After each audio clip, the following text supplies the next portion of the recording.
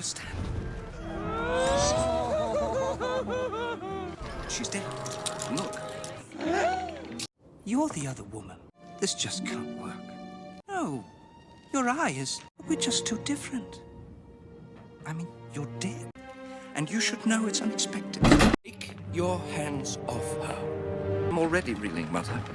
Shouldn't Victoria Everglot be marrying a lord or something? I've never even spoken to her. Wake up! Wake up!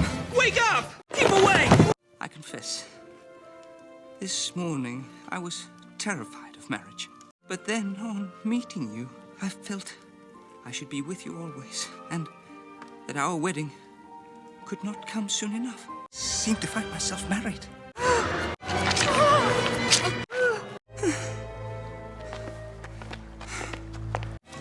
What happened?